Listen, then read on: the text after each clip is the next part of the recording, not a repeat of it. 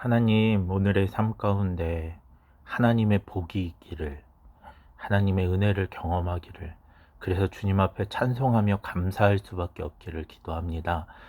오늘의 우리의 삶 가운데, 우리의 예배 가운데 함께하여 주시옵소서. 감사드립니다. 거룩하신 예수님의 이름으로 기도합니다. 아멘. 오늘 우리에게 주신 하나님의 말씀은 시편 41편 말씀입니다. 1절, 2절, 3절 말씀, 11절, 12절, 13절 말씀 읽겠습니다. 가난한 자를 보살피는 자에게 복이 있으며 재앙의 날에 여호와께서 그를 건지시리로다.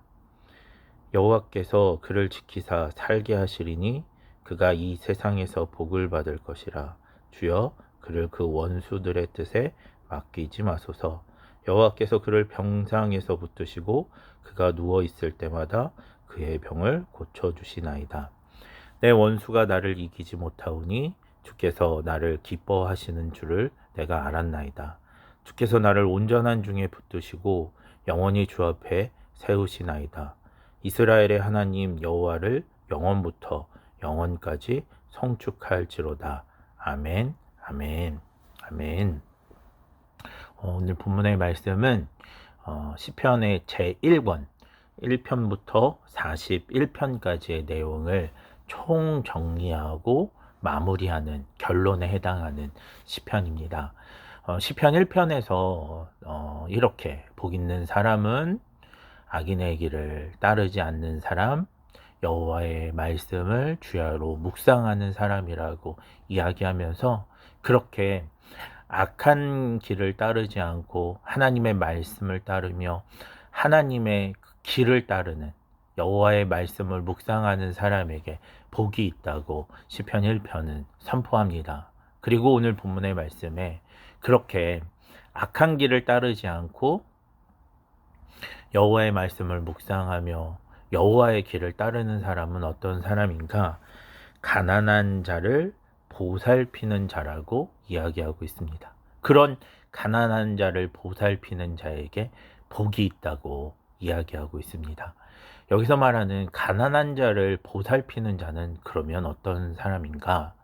오늘 성경을 가만히 살펴보면 악을 행하지 않고 선을 행하는 사람, 예수님이 이 땅 가운데 오셔서 가난한 자들에게 관심을 가지고 그들의 병과 약한 것을 고치셨던 것처럼 오늘 우리 주위에 가난하고 어려운 사람들을 보살피고 그들을 위하여 하나님의 사랑과 은혜를 베푸는 사람이 복이 있는 사람이라고 이야기하고 있습니다. 오늘 시편의 기자가 이야기하는 복은 다시 말하면 예수님처럼 생각하고 말하고 행동하는 그런 사람에게 복이 있다고 얘기하는 것입니다. 다시 이 이야기를 좀 정리해 보면 그렇습니다. 하나님의 복을 받는 사람은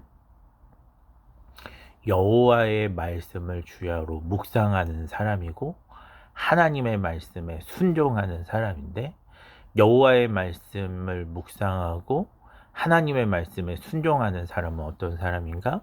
예수님처럼 생각하고 말하고 행동하는 사람, 예수님처럼 가난한 자를 돌보고 그들에게 하나님의 사랑과 은혜를 베푸는 사람이다 라고 이야기합니다. 그리고 그런 묵상하는 사람, 그런 예수님처럼 생각하고 말하는 사람에게 하나님은 2절에 그를 지키사 살게 하신다라고 이야기합니다. 그리고 3절에 그를 병상에서 붙드시고 그의 병을 고쳐주신다라고 말씀합니다.